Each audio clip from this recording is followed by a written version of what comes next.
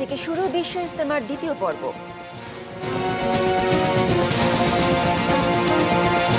পুঁজিবাজার নিয়ে 5 দফা নির্দেশনা দিলেন প্রধানমন্ত্রী।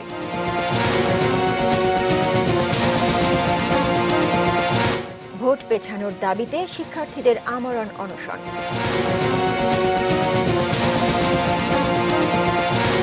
ট্রাম্পকে অভিশংসনে জুরি হিসেবে 100 সিনেটরের শপথ। বঙ্গবন্ধু বিপিএলে আজ রাজশাহী খুলনার শিরোপা লড়াই।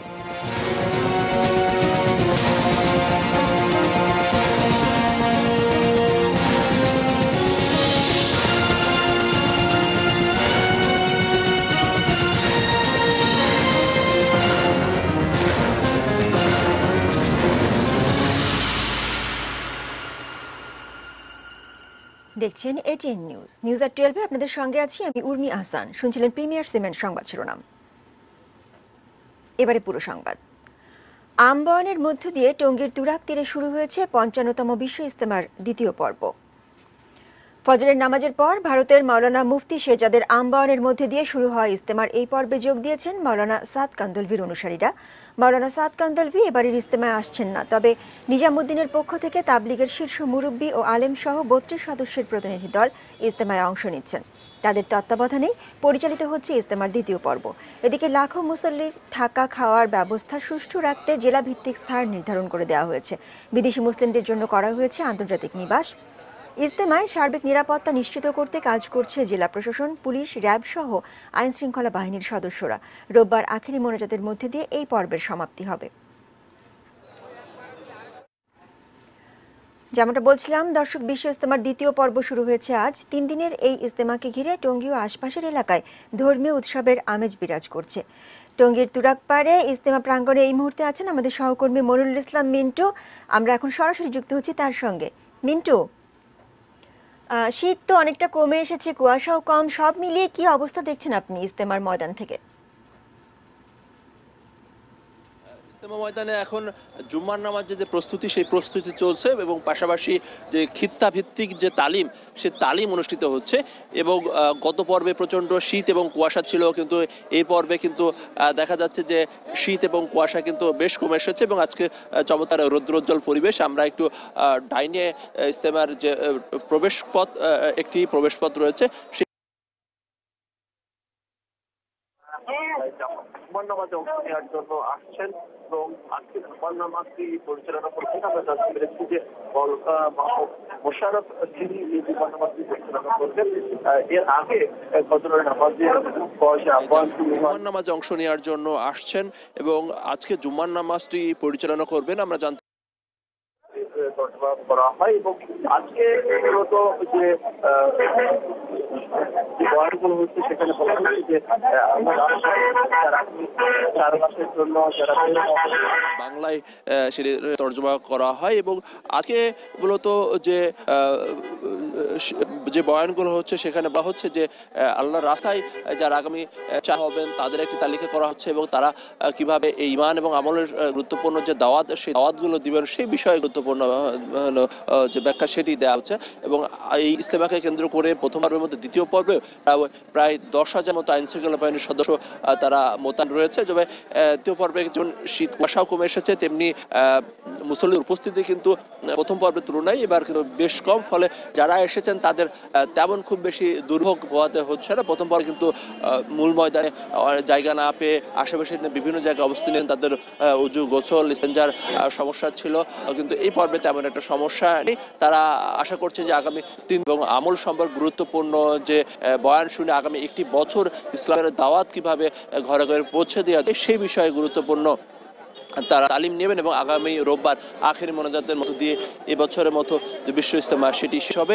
এখন বিশ্ব ইজতেমা ময়দানে জুম্মার নামাজে যে প্রস্তুতি চলছে এবং সেই জুম্মার নামাজে লাখো মুসল্লি অংশগ্রহণে দেশ, জাতি এবং মুসলিম উম্মার শান্তি কামনা করে দোয়া করা হবে।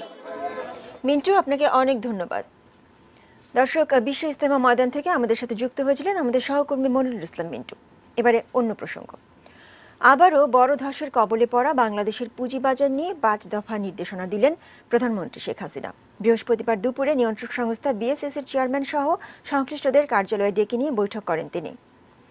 বৈঠক থেকে পুঁজিবাজারের এই অবস্থার উত্তরণে ব্যাংক ও আর্থিক প্রতিষ্ঠানের অংশগ্রহণ বৃদ্ধি, সহজ শর্তে ঋণের ব্যবস্থা সহ বেশ কয়েকটি নির্দেশনা দেওয়া হয়। এক দশকের মাথায় ফের আরও একটি বড় ধসের মধ্যে দিয়ে যাচ্ছে পুঁজিবাজার। পুঁজিবাজারের উন্নয়নের নির্দেশনাগুলো হলো পুঁজিবাজারে ব্যাংক ও ব্যাংক বহির্ভূত আর্থিক প্রতিষ্ঠানের অংশগ্রহণ বাড়ানো, মার্চেন্ট ব্যাংকার ও প্রাতিষ্ঠানিক বিনিয়োগকারীদের জন্য সহজ শর্তে ঋণ সুবিধার ব্যবস্থা করা, আইসিবির বিনিয়োগ সক্ষমতা বাড়ানো, বিদেশি বিনিয়োগ আকৃষ্ট করা ও দেশীয় বাজারে আস্থা সৃষ্টির লক্ষ্যে ব্যবস্থা নেওয়া এবং বাজারে মানসম্পন্ন আইপিও বাড়াতে বহুজাতিক ও সরকারি মালিকানাধীন লাভজনক কোম্পানিগুলোকে তালিকাভুক্তির উদ্যোগ নেওয়া। ঢাকা রেসিডেন্সিয়াল মডেল কলেজের শিক্ষার্থী নাইমুল আবরার রাহাতের মৃত্যুর ঘটনায় প্রথম আলোর সম্পাদক মতিউর রহমান ও আনিসুল হক সহ 10 জনের বিরুদ্ধে গ্রেপ্তারি পরোয়ানা জারি করেছেন আদালত। বৃহস্পতিবার দুপুরে ঢাকার অতিরিক্ত মুখ্য মহানগর হাকিম কায়সারুল ইসলামের আদালত শুনানি শেষে এই আদেশ দেন। এর আগে মামলার তদন্ত কর্মকর্তা ও মোহাম্মদপুর থানার পরিদর্শক আব্দুল আলিম আসামিদের বিরুদ্ধে দণ্ডবিধির 304 ধারায় অভিযোগ প্রমাণিত হয়েছে মর্মে প্রতিবেদন দাখিল করেন। গত 1 নভেম্বর বিকেলে ঢাকা রেসিডেন্সিয়াল মডেল কলেজ ক্যাম্পাসে একটি অনুষ্ঠান চলাকালে বিদ্যুৎস্পৃষ্ট হয় শিক্ষার্থী নাইমুল আবরার। পরে হাসপাতালে নেওয়া হলে চিকিৎসক তাকে মৃত ঘোষণা করেন। সরস্বতী পূজার দিন ঢাকার 2 সিটি নির্বাচনের ভোট পেছানোর দাবিতে আমরণ অনশনে ঢাকা বিশ্ববিদ্যালয়ের শিক্ষার্থীরা। তাদের এই দাবির প্রতি সমর্থন দিয়েছেন বিশ্ববিদ্যালয়ের শিক্ষকরাও। আরও জানাচ্ছেন ইমরান হোসেন সুমন। পূর্ব ঘোষণা অনুযায়ী বৃহস্পতিবার ঢাকা বিশ্ববিদ্যালয়ের রাজু ভাস্কর্যের সামনে অবস্থান কর্মসূচি ছিল পূজার দিনে ভোট পেছানোর দাবিতে আন্দোলনরত শিক্ষার্থীদের। সকাল 11টা থেকে কর্মসূচি নির্ধারিত থাকলেও তা শুরু হয় দুপুর 2টার পর আমরণ কর্মসূচির ব্যানারে, যেখানে এই প্রতিবাদী প্রতীকী চরিত্রই মনে দাগ কেটে যায়। শিক্ষার্থীরা বলছেন, সরস্বতী পূজার দিন ঢাকার 2 সিটি নির্বাচনের ভোটের তারিখ নির্ধারণ করে কমিশন লজ্জার পরিচয় দিয়েছে। বরং ভোটের তারিখ পিছিয়ে দিয়ে ভালো উদাহরণ তৈরি করতে পারত নির্বাচন কমিশন। তা না করে বরং একটি সম্প্রদায়ের ধর্মীয় অনুভূতিতে আঘাতই করা হচ্ছে। যেখানে নির্বাচন কমিশন নিজেরাই সেই সিদ্ধান্ত পরিবর্তন করতে পারতো, শুধু এখানে অকারণে রিট করতে হলো। রিট করার পরেও বিচার বিভাগ সেই সিদ্ধান্তটা বা রিটটা খারিজ করলো। নির্বাচন কমিশনের সচিব যে তার অতি দ্রুত মাফ চাইতে হবে, তিনি যে বক্তব্য দিয়েছেন, তিনি শিক্ষার্থী সমাজকে চূড়ান্তভাবে অপমান করেছেন তার বক্তব্যে। আদালতের আদেশের প্রতি সম্মান জানিয়ে আন্দোলনরত শিক্ষার্থীরা বলছেন, তারা আমরণ অনশনেই থাকবেন সরস্বতী পূজার দিন ভোটের তারিখ না পেছানো পর্যন্ত। আদালতের রায়কে কখনোই অবজ্ঞা করে না, কিন্তু আদালতের রায়ের পর্যন্ত যাওয়ার আগেই কেন এই সিদ্ধান্তটি নেওয়া হলো না, এইভাবে কেন 30 তারিখে পূজাটা দেওয়া হলো? আমরা তো আদালতের রায়কে অবশ্যই আমরা মাথা পেতে নিয়েছি। আমরা চাই যে এরকম ধরনের সিদ্ধান্ত যেন আগামীতে কখনো না হয়। এটার জন্য সবসময় একটা বড় সিদ্ধান্ত নিতে হলে যেন সেটির জন্য ভেবে চিনতে সবকিছু দেখে তারপরে সিদ্ধান্ত নেওয়া হয়, এই ভুল যেন বারংবার না করা হয়। শিক্ষার্থীদের এই আন্দোলনে একাত্মতা প্রকাশ করে অনশনে সংহতি জানান ঢাকা বিশ্ববিদ্যালয়ের শিক্ষকেরাও। যারা আমার প্রিয় সহকর্মী যারা ঢাকা বিশ্ববিদ্যালয়ে এখানে উপস্থিত আছেন, তাদের সাথে আমি সংহতি প্রকাশ করছি এবং আমি নির্বাচন কমিশনের প্রতি আমার আপিল যে আপনারা বস্তুনিষ্ঠভাবে এই বিষয়টি দেখে এই দিনক্ষণটি পরিবর্তন করবেন। এর আগে সকালে রাজু ভাস্কর্যের সামনে ছাত্রদল ভোটের তারিখ পরিবর্তনের দাবিতে আন্দোলনরত শিক্ষার্থীদের সঙ্গে সংহতি জানিয়ে বিক্ষোভ করে। Imran Hossain Suman, ATN news, Dhaka. নির্বাচনের তারিখ পরিবর্তনের দাবিতে টিএসসিতে রাজু ভাস্কর্যের সামনে আমরণ অনশন করছেন ঢাকা বিশ্ববিদ্যালয়ের শিক্ষার্থীরা। সেখানে এই মুহূর্তে আছেন আমাদের সহকর্মী ইমরান হোসেন সুমন, সরাসরি যোগ দিচ্ছি তার সাথে। সুমন, আবারও ফিরে এলাম আপনার কাছে। তখন দেখেছিলাম একজন ছাত্রকে। হ্যাঁ সুমন, বলুন, আপনি শুনতে পাচ্ছি। অনশন কর্মসূচি সেটি চলছে এবং আপনারা জানিয়ে রাখতে চাই সেটি হলো যে ইতিমধ্যে 3 জন শিক্ষার্থী অসুস্থ হয়েছেন। একজন জগন্নাথ হল ছাত্র সংসদের যিনি সাধারণ সম্পাদক এবং কাজল, সেই সঙ্গে অর্ক সাহা এবং আরেকজন শিক্ষার্থী অসুস্থ হওয়ার খবর কিছুক্ষণ আগেই আমরা সকালে যেটি বলেছিলাম একজন, সেটি এখন 3 জন শিক্ষার্থী অসুস্থ হয়েছে বলে শিক্ষার্থীরা এখানে জানিয়েছেন।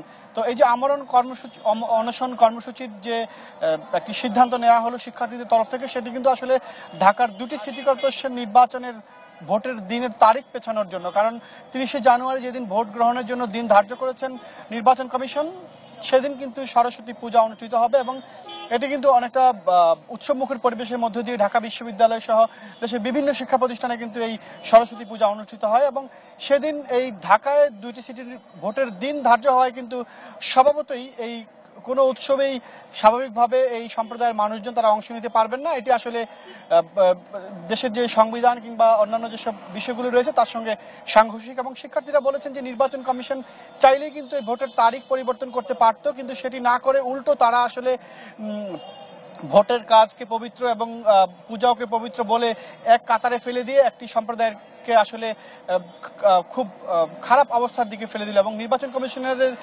সচিব ইসি সচিব যিনি বক্তব্য দিয়েছেন তার লজ্জাজনক বক্তব্য প্রত্যাহারের দাবি এবং ক্ষমা চাওয়ার জন্য কিন্তু শিক্ষার্থীরা এই কর্মসূচি থেকে বলছেন এবং তারা বলছেন যে দাবি না মানা পর্যন্ত তাদের এই অবস্থান যেটি আমরণ কর্মসূচি সেটি চলতেই থাকবে। উর্মি। সুমন, আপনাকে অনেক ধন্যবাদ।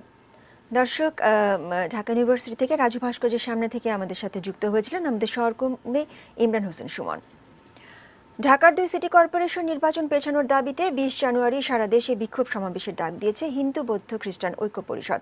ঢাকা বিশ্ববিদ্যালয়ের রাজু ভাস্কর্যের পাদদেশে অনশনরত শিক্ষার্থীদের সাথে একাত্মতা ঘোষণা শেষে এই কর্মসূচি ঘোষণা করেন হিন্দু বৌদ্ধ খ্রিস্টান ঐক্য পরিষদের সাধারণ সম্পাদক রানা দাশগুপ্ত। আগামী 20 জানুয়ারি বিকেল 4টা থেকে 4টায় ঢাকা সহ সারা দেশে মানববন্ধন ও বিক্ষোভ মিছিলটি অনুষ্ঠিত হবে। এরপরে আমরা পর্যায়ক্রমে সারা দেশে অনশন কর্মসূচি, অবস্থান কর্মসূচি, প্রয়োজনীয় অবরোধ এগুলোর মধ্য দিয়ে আমরা নিয়মতান্ত্রিক গণতান্ত্রিক পদ্ধতিতে আমরা গোটা বাংলাদেশে জাতীয় পর্যায়ের আন্দোলনটিকে আমরা গড়ে তুলব। এবারে সিটি নির্বাচনের খবর।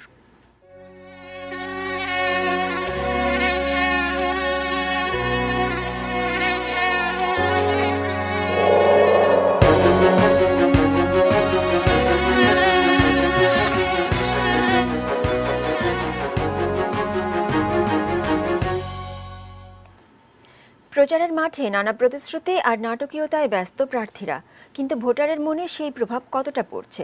ভোটের আগে দুয়ারে হাসি মুখে তারা, ভোট শেষে চেহারাগুলো দেখাই বা কতটা মিলবে? এসব প্রশ্নই ঘুরে ফিরে নগরবাসীর মনে, সেই সঙ্গে নিজেরাও হিসেব করছেন হার জিতের। মনিরুজ্জামান মনিরের ছবিতে সাজেদা সুইটের রিপোর্ট। প্রচারের সপ্তম দিনে দুপুরে মিরপুরের 12 নম্বর থেকে ভোট প্রার্থনা শুরু উত্তরে নৌকা প্রতীকের প্রার্থী আতিকুল ইসলামের। আলবদি ঈদগাহ ময়দান থেকে পলাশনগর, পল্লবী, মিল্ক ভিটা, রূপনগর সহ আশপাশের এলাকায় ভোট চাইলেন। ক্ষমতাসীন আওয়ামী লীগের মনোনীত প্রার্থী বলেই হয়তো তার প্রতিশ্রুতিগুলো জানাচ্ছেন অনেক বেশি আত্মবিশ্বাসে।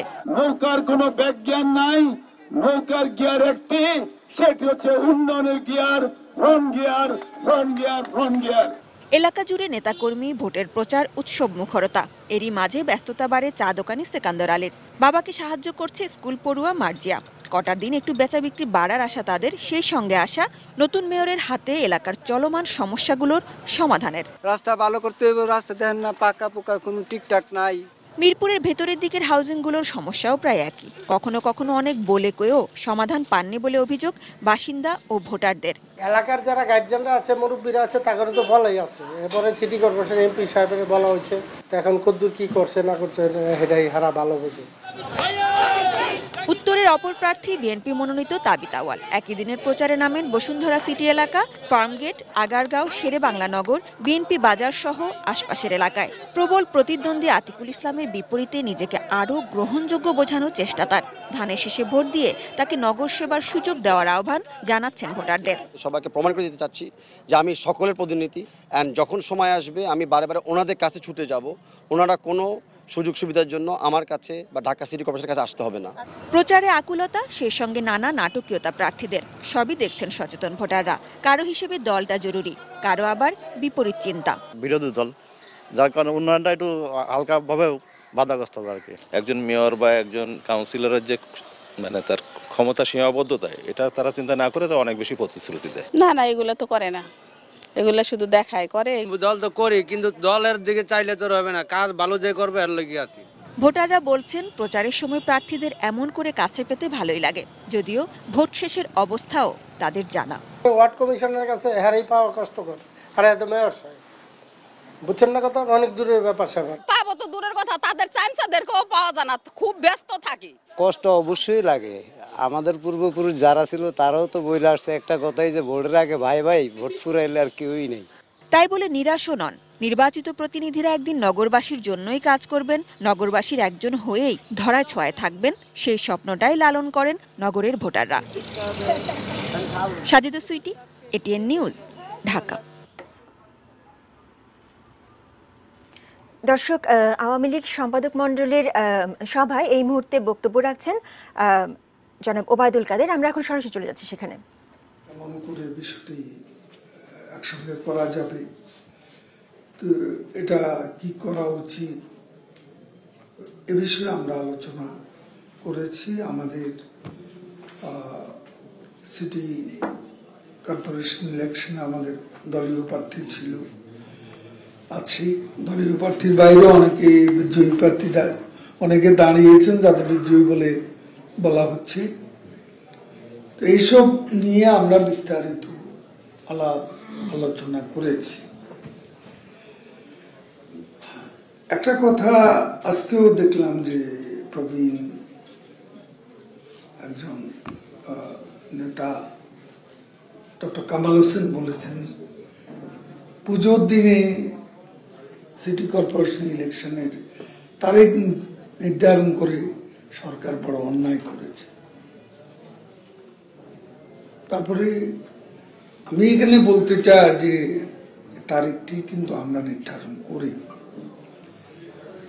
নির্বাচন কমিশন একটা সাংবিধানিক প্রতিষ্ঠান এবং তারা তাদের স্বাধীনতা, এখানে বিষয়টি তাদেরই এখতিয়ার, তারাই নির্বাচনের শিডিউল ঘোষণা করেন।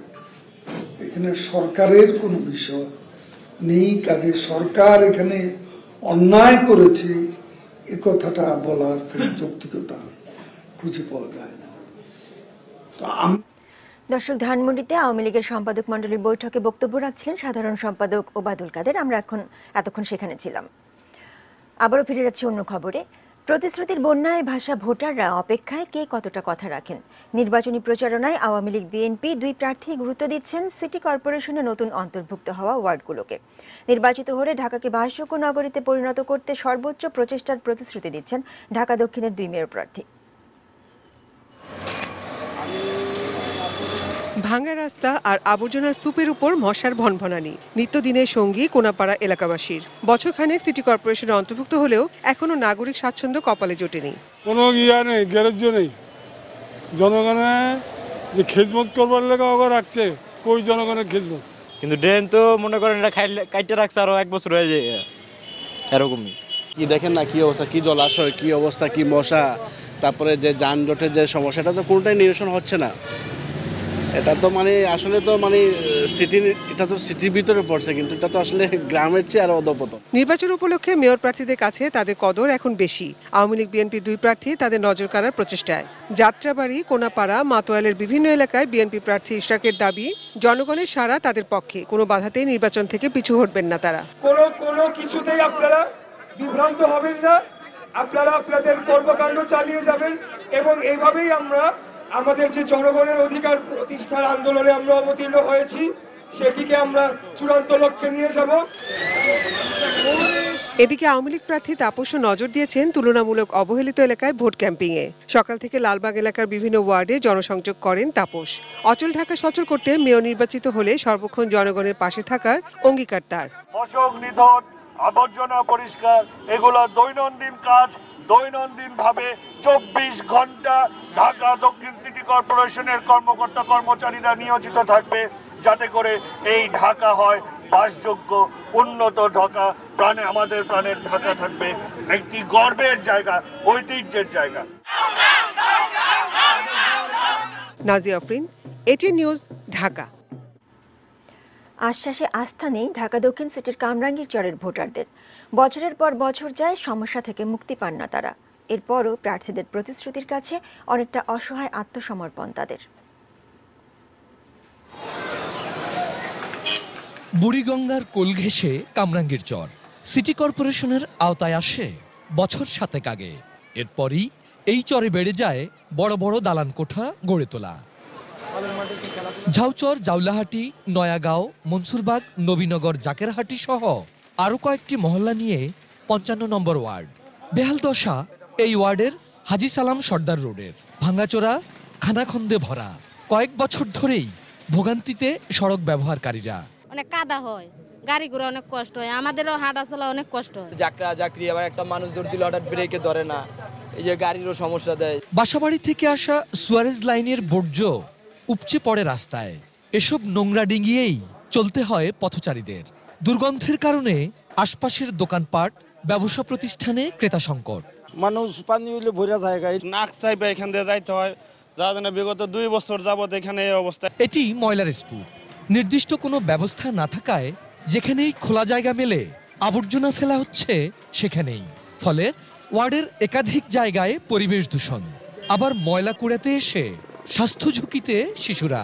সবারই ক্ষয়ক্ষতি হচ্ছে, অবশ্যই আমাদের শারীরিক স্বাস্থ্যের ক্ষতি হচ্ছে। সিটি কর্পোরেশনের ব্যর্থতার কারণে হয়তো আমাদের এখানে এটা হচ্ছে। সামনেই ঢাকা দক্ষিণ সিটির নির্বাচন।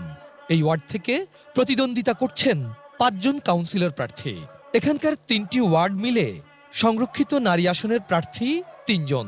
46,000 ভোটারের মধ্যে নারী পুরুষ সমানে সমান।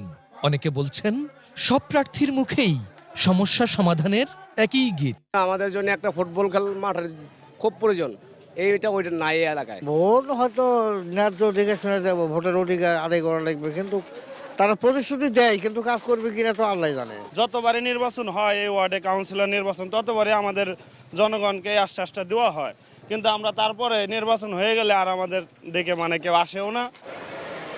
একে আজাদ, এটিএন নিউজ, ঢাকা। এবারে বাজেটের বিরতি নিচ্ছে, এরপর আরও থাকছে।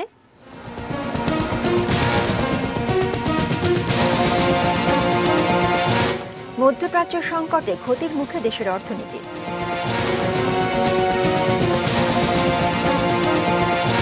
ঝিনাইদহে কর্তৃপক্ষের বৈরী সিদ্ধান্তে নতুন বই পেল না এক স্কুলের শিক্ষার্থীরা।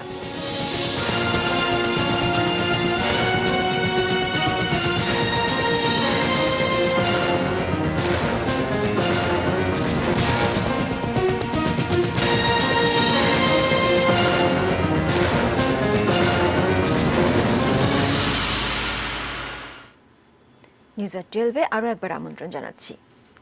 ইরান যুক্তরাষ্ট্রের উত্তেজনার আজ এখন মধ্যপ্রাচ্য জুড়ে। আর এই অস্থিরতার প্রভাব বাংলাদেশের উপর কতটা পড়বে? বিশ্লেষকরা বলছেন সংকট দীর্ঘমেয়াদী হলে জনশক্তি, প্রবাসী আয় এবং রপ্তানি খাতেও পড়তে পারে বড় ধরনের নেতিবাচক প্রভাব। গোলাম কাদির রবুর রিপোর্ট। মধ্যপ্রাচ্য অস্থিরতার বড় ভয় তেলের বাজার, যা এখনই টালমাটাল।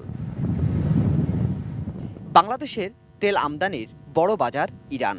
তেলের দাম আরও বাড়লে দাম বাড়বে পরিবহন ও উৎপাদন খরচে, যা দাম বাড়াবে জিনিসপত্রের। রপ্তানি পণ্যের জাহাজ ভাড়াও বাড়বে, বিপাকে পড়বে রপ্তানি খাত। তেলের দাম বাড়লে বাংলাদেশের জন্য বিরাট ক্ষতির কারণ। হ্যাঁ, তেলের দাম বেড়ে গেছে, এটা কমে আসবে হয়তো যদি এই টেনশনটাকে প্রশমিত করা হয়। আর টেনশনটা বাড়লে তেলের দাম আবার বাড়বে এবং সেটা দেশের জন্য ক্ষতির কারণ হবে। এমনকি মধ্যপ্রাচ্যে আছে প্রায় 60 লাখ বাংলাদেশি। শঙ্কা বাড়বে তাদের ভবিষ্যৎ নিয়েও, অনিশ্চয়তায় পড়বে রেমিটেন্স। যারা বিনিয়োগকারী এই ধরনের পরিস্থিতিতে অনিশ্চয়তার কারণে তারা বিনিয়োগ করেন না। সেই বিনিয়োগ না হলেও আমাদের যে শ্রমের যে চাহিদা, সে চাহিদার উপরে এটার একটা প্রভাব পড়বে। বিশ্লেষকরা এও বলছেন আপাতত ভয় নেই, তবে একেবারে সুযোগ নেই নির্ভয় থাকারও। তাই বিষয়টি নিয়ে ভাবতে হবে এখন থেকেই। এরকম একটা পরিস্থিতিতে অবশ্যই আমাদের একটা প্রস্তুতি থাকা দরকার। আমাদের এই যে শ্রমের বাজার, পণ্যের বাজার, এটার যে বৈচিত্র্যকরণের কথা আমরা বলি, সেটার দিকে আমাদের নজর দেওয়ার এবং যে প্রয়োজনীয়তা, সে প্রয়োজনীয়তাটা কিন্তু আরও বেশি এটার মাধ্যমে অনুভূত হবে। দক্ষতা বৃদ্ধি করে আমাদের শ্রমের বাজারের প্রতিযোগিতা সক্ষমতা আমাদের বাড়াতে হবে। পাশাপাশি ইরাক যুদ্ধের অভিজ্ঞতাও কাজে লাগানোর পরামর্শ অর্থনীতি বিশ্লেষকদের। গোলাম কাদির রবু, এটিএন নিউজ, ঢাকা। বই উৎসবে বিনামূল্যে নতুন বই পেয়ে আনন্দে আত্মহারা হওয়ার কথা ছিল শিক্ষার্থীদের, কিন্তু ঝিনাইদহের কালীগঞ্জের গোপালপুর মাধ্যমিক বিদ্যালয়ে ঘটেছে ব্যতিক্রমী ঘটনা। যারা পুরো সেশন ফি দিতে পারেনি তাদের দেয়া হয়নি বই। এতে ক্ষুব্ধ শিক্ষার্থী ও অভিভাবকরা। প্রতিনিধি নিজাম জোয়ারদার বাবলুর পাঠানো রিপোর্ট। ঘটা করে হয়েছে বই উৎসব, অথচ নতুন বইয়ের ঘ্রাণ পায়নি কালীগঞ্জের গোপালপুর মাধ্যমিক বিদ্যালয়ের অনেক ছাত্রছাত্রী। সেশন ফির নামে 250 টাকার বিনিময়ে দেওয়া হয়েছে বই। যারা টাকা দিতে পারেনি তাদের বই দেওয়া হয়নি, পুরো টাকা দিয়েছে তাদের দেওয়া হয়েছে আংশিক বই। এতে মন খারাপ শিশু শিক্ষার্থীদের। বই নিতে আসছি, সকলে টাকা না হলে বই দেবে না। আমি বাড়ি গেছি, টাকা নিয়ে আসছি, যে কয় টাকা বাকি থাকছিল সেই কয়টা বই দিচ্ছিল না। মোট 250 টাকা চাইলো, 200 টাকা আনিলাম, আমরা 50 টাকা বাকি ছিল বলে আমাদের বই দিল না। আমার টাকা দেওয়া হয়নি বলে আমার দুটো বই দিইনি। বিদ্যালয়ের তালাবদ্ধ কক্ষে গাদা করে রাখা সরকারি নতুন বই, অথচ শিশুদের হাতে বই নেই। ক্ষুব্ধ অভিভাবকরা অভিযোগের আঙুল তুললেন প্রধান শিক্ষক চিত্তরঞ্জন পালের দিকে। অ্যাসিস্ট্যান্ট হেডমাস্টার সাইফুদ্দিন ওনার কাছে গেছি যে স্যার বইটা দিতে হবে, তার টাকা নিয়ে আসতো না, তার টাকা না হলে তো বই দিতে পারছি না। মাননীয় প্রধানমন্ত্রীর যে দিক নির্দেশনটা সম্পূর্ণ নষ্ট করছে, এর আমরা উপযুক্ত বিচার চাই। সরকার দেশে ফ্রি বই কেন টাকা দেওয়া হইলো? বছরের শুরুতে শিক্ষার্থীদের হাতে বিনামূল্যে বই তুলে দিতে না পারাটা ব্যর্থতা বললেন বিদ্যালয়ের শিক্ষকরাও। কেউ কেউ যেতে চাইলেন এড়িয়ে। বছরের প্রথম দিন যেন কেউ নিরুৎসাহিত না হয়, বই না পেয়ে যেন মনে কষ্টের বাড়ি না যায়, এটাই আমাদের শিক্ষক হিসেবে দেখার কথা। তো সেই জায়গায় হয়তো বা আমরা কিছুটা ব্যর্থ হয়েছি। আমার কাছে কোনো বাচ্চা এরকমভাবে আসেনি বা আমি বই বিতরণও করিনি। আর স্কুলের অথরিটি আমার না, স্কুলের একজন অথরিটি আছে, প্রতিষ্ঠান প্রধান, এটা উনি বলতে পারবেন। তবে প্রধান শিক্ষক জানান, সেশন চার্জের টাকা নেওয়া হয়েছে, বইয়ের জন্য নয়। অভিযোগ মিথ্যা। এটা নিয়মতান্ত্রিকভাবে বাৎসরিক সেশন চার্জ, সেটা যে পেরেছে দিয়েছে, যে পারেনি দিন, কিন্তু বই সবাই দেওয়া হয়েছে বিনামূল্যে বই। প্রধানমন্ত্রীর ঘোষণা, বছরের প্রথম দিন বিনামূল্যে বই পাবে প্রতিটি স্কুল শিক্ষার্থী। বিষয়টিকে ভুল বোঝাবুঝি বলে মনে করেন ইউএনও। তিনি স্কুল কমিটির সভাপতি। বই বিতরণ উৎসবের দিন যে টাকাটা নেওয়া হয়েছে সেটা বই বিতরণের জন্য না, নেওয়া হয়েছিল সেশন ফি বাবদ।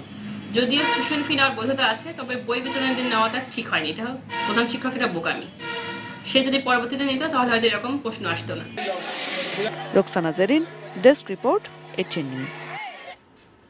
এবারে হাতিলের সৌজন্যে ঢাকা আন্তর্জাতিক বাণিজ্য মেলার খবর।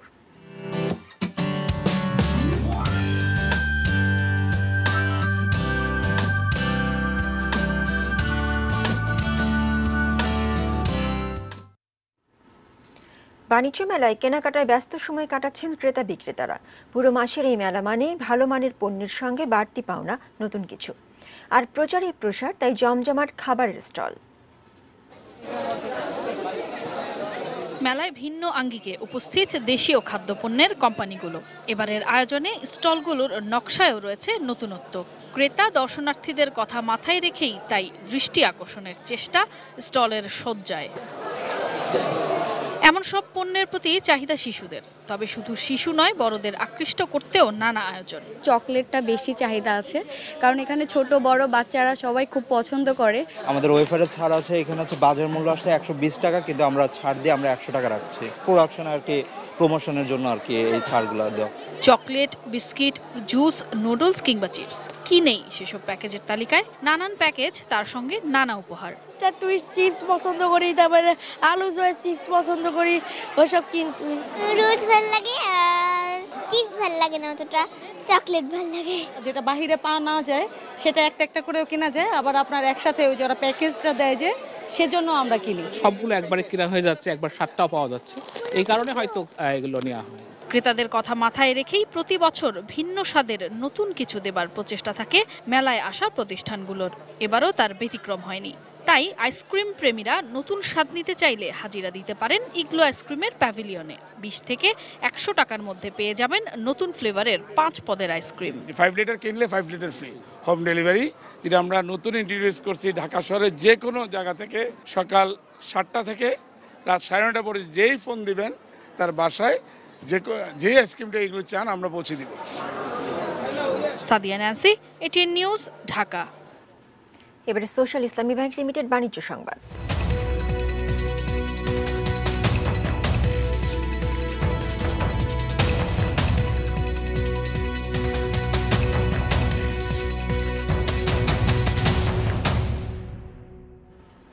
হবিগঞ্জে প্রতি বছরের মতো এবারও শুরু হয়েছে 200 বছরের পুরনো পৈল মাছের মেলা।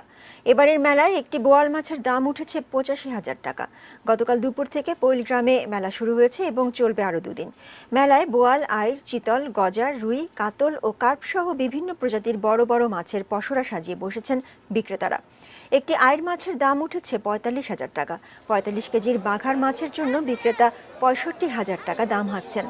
স্থানীয় লোকজন ছাড়া জেলার বাইরে থেকেও মৎস্যপ্রিয় বিভিন্ন বয়সী লোকজন মেলায় আসছেন। মেটাল প্রেজেন্টস কৃষি সংবাদ, সুজলা সুফলা।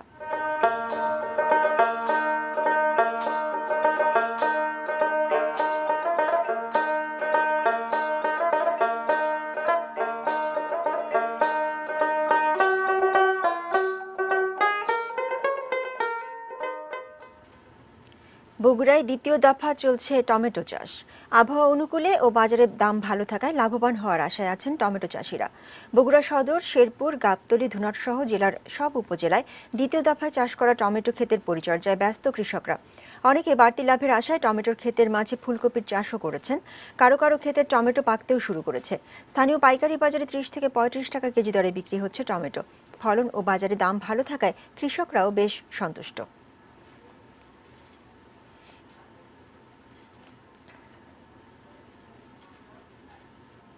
আবারও বাজেটের বিরতির পর আরও থাকছে।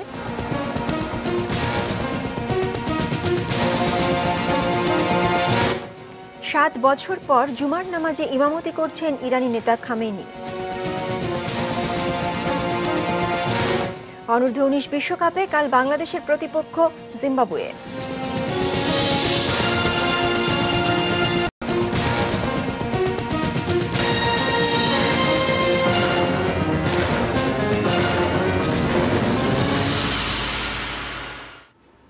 দেখছেন নিউজ এট 12। বিরতির পর শুরুতেই দেশের বাইরের খবর।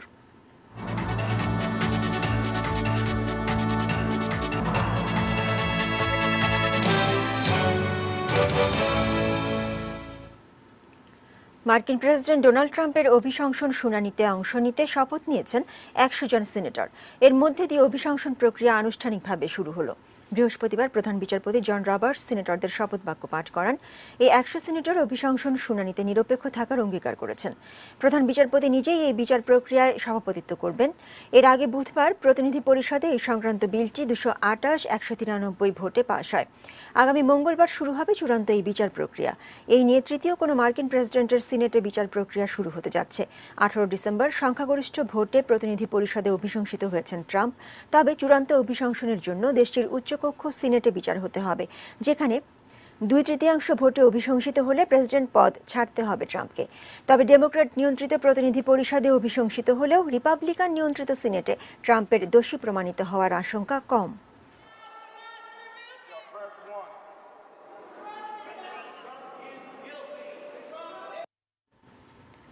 গত 7 বছরের মধ্যে প্রথমবারের মতো আজ তেহরানে জুমার নামাজ পরিচালনা করবেন ইরানের সর্বোচ্চ ধর্মীয় নেতা আয়াতুল্লাহ আলী খামেনি। 2012 সালে সর্বশেষ তিনি জুমার নামাজ পরিচালনা করেন। ইরানি ক্ষেপণাস্ত্রের আঘাতে ইউক্রেনের বিমান বিধ্বস্ত হওয়ায় দেশজুড়ে বিক্ষোভ ছড়িয়ে পড়ার পর এই সিদ্ধান্ত নিয়েছেন তিনি। উপর্যুপরি মার্কিন নিষেধাজ্ঞায় বিপর্যস্ত অর্থনীতির কারণে বেশ চাপে রয়েছে ইরানের সরকার। এই অবস্থায় গত বুধবার প্রেসিডেন্ট হাসান রুহানি দেশটির জনগণের প্রতি জাতীয় ঐক্যের আহ্বান জানান। যার আদেশে ইউক্রেনের বিমানে ক্ষেপণাস্ত্র ছোড়া হয় তার বিচারের জন্য সেনাবাহিনীকে নির্দেশ দিয়েছেন রুহানি। বিরল হলেও বর্তমান পরিস্থিতিতে ইরানি প্রশাসনে বিবাদের আভাস পাওয়া যাচ্ছে।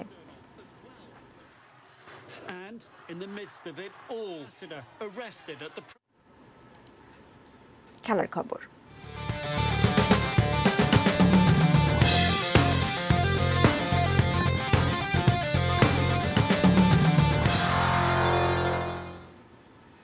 বঙ্গবন্ধু বিপিএল এর ফাইনালে আজ রাজশাহী রয়্যালসের মুখোমুখি হবে খুলনা টাইগার্স।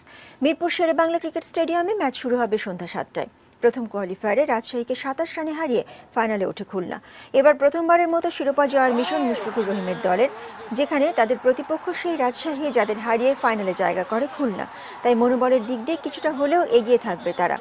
অন্যদিকে দ্বিতীয় কোয়ালিফায়ারের রুদ্ধশ্বাস ম্যাচে আন্দ্রে রাসেলের অবিশ্বাস্য ব্যাটিংয়ে চট্টগ্রাম চ্যালেঞ্জার্সকে 2 উইকেটে হারিয়ে ফাইনালে ওঠে রাজশাহী। এখন প্রথমবারের মতো শিরোপা জয়ের স্বপ্ন তাদেরও। সবশেষ ম্যাচে চট্টগ্রামকে দুর্দান্তভাবে হারিয়ে অনেকটা আত্মবিশ্বাসী তারা।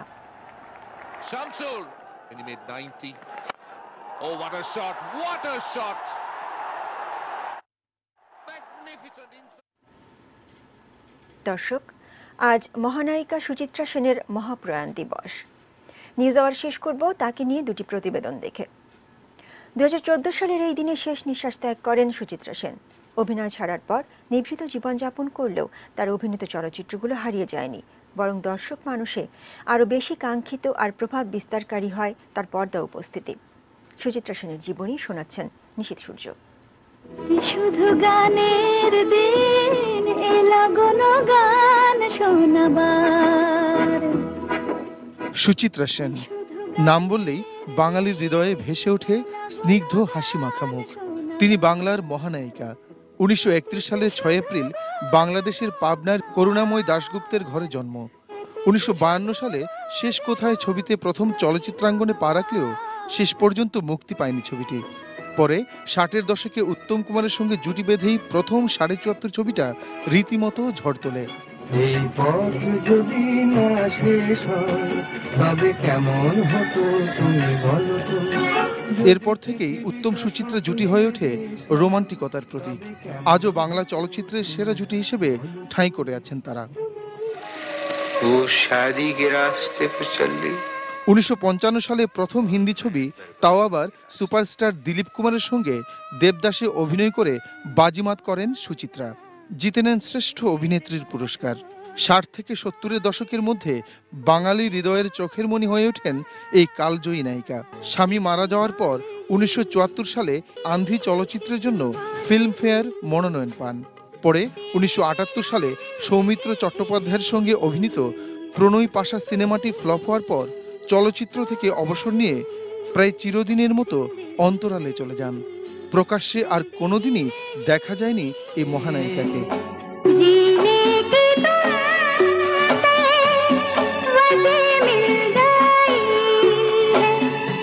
2005 সালে দাদা সাহেব ফালকে পুরস্কারের জন্য মনোনীত হলেও সশরীরে হাজির হয়ে ভারতের রাষ্ট্রপতির কাছ থেকে পুরস্কার নিতে রাজি না হওয়ায় শেষমেশ মেলেনি সেই পুরস্কার। লোকচক্ষুর অন্তরালে থাকলেও প্রজন্ম থেকে প্রজন্মান্তরে ঠিকই ভক্তকুলের হৃদয়ে আছেন এই কিংবদন্তি নায়িকা।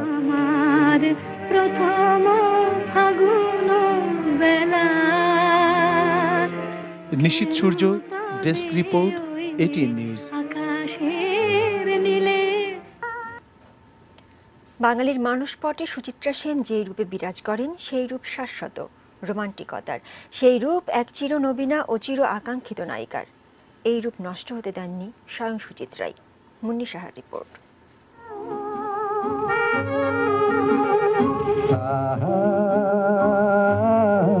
রোমান্টিক জুটি, বাঙালির কাছে এই শব্দটির অনুবাদ যেন সুচিত্রা সেন আর উত্তম কুমার।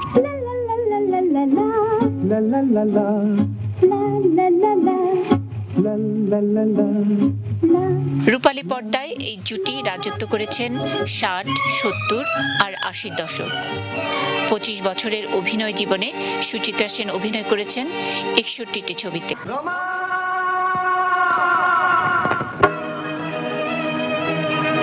দীননাথ সেনের স্ত্রী হয়ে যিনি পরে হয়েছিলেন সুচিত্রা সেন।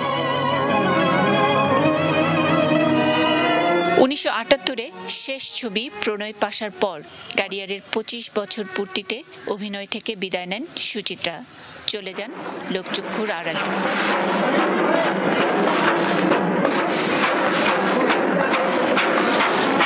তারপর থেকে তাকে নিয়ে তার ভক্তদের কৌতূহল যত বেড়েছে, সুচিত্রা যেন আরো গুটিয়ে গেছেন পর্দার আড়ালে।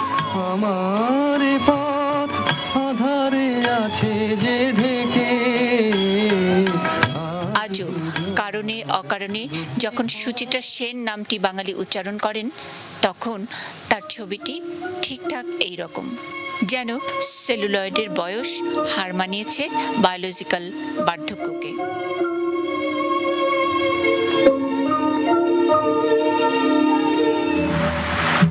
সেই মোহময়ী ইমেজ নিয়ে পর্দার অন্তরালে চলে যাওয়া সুচিত্রা কি রোমান্টিক বাঙালির মন থেকে দূরে সরে গেছেন? হয়তো হ্যাঁ, হয়তো না।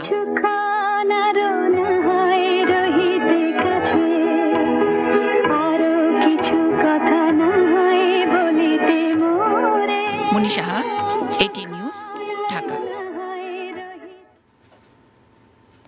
শেষ করার আগে এক নজরে প্রিমিয়ার সিমেন্ট শিরোনামগুলো জানিয়ে দিচ্ছি আরো একবার।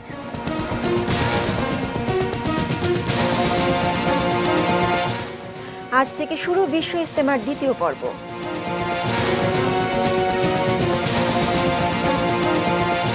পুঁজিবাজার নিয়ে 5 দফা নির্দেশনা দিলেন প্রধানমন্ত্রী। ভোট পেছানোর দাবিতে শিক্ষার্থীদের আমরণ অনশন।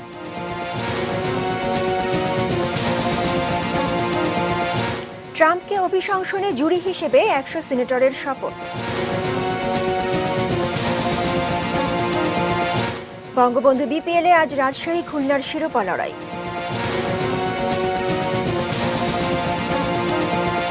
মধ্যপ্রাচ্য সংকটে ক্ষতির মুখে দেশের অর্থনীতি। ঝিনাইদহে কর্তৃপক্ষের বৈরী সিদ্ধান্তে নতুন বই পেল না এক স্কুলের শিক্ষার্থীরা। 7 বছর পর জুমার নামাজে ইমামতি করছেন ইরানি নেতা খামেনি। এবং অনূর্ধ্ব 19 বিশ্বকাপে কাল বাংলাদেশের প্রতিপক্ষ জিম্বাবুয়ে।